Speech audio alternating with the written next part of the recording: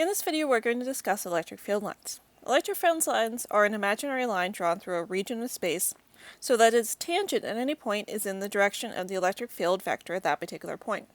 So this is a great way to actually visualize the electric field, especially when you're trying to add together the electric field strength from multiple charges and you're doing vector addition. So you can draw in the field line that goes through the point of interest and use that to do your vector addition. Field lines are close together when the electric field is strong. That's a typical representation you might also see in the simulations that I'm going to show you in a moment, where they use darker arrows to represent stronger field lines, and then they fade out as they get further away from the charge and thus the electric field strength gets lower. Field lines never cross.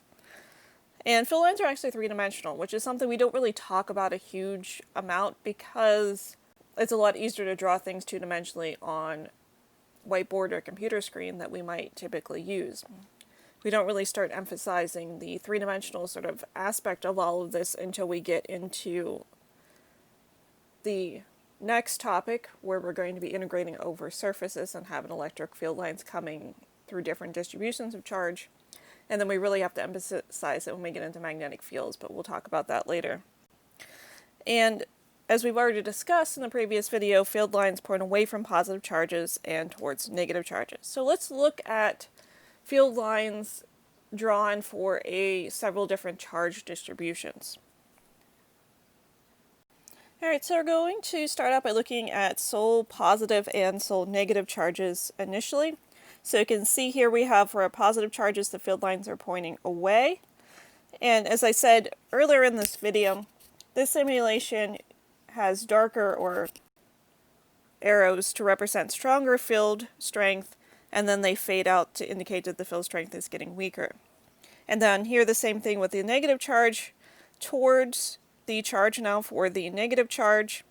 And you're going to see that they fade out as you get further away from the charge. So remember, the electric field equals kq over r squared. So with increasing distance, you expect the electric field strength to decrease. Now let's look what happens when you put multiple charges out. So here we have a positive and a negative charge. So the field lines go from the positive to the negative.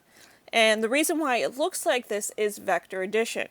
So you can see right here, it comes out of the positive and then go into the negative. But you get this curved effect because this field line is going like this, and this field line is going down like this, and when you add them together, you get an arrow that angles like that. So the direction of magnetic field lines are based upon vector addition once you get into multiple charges. And you see something similar down here. So these are a line of charge.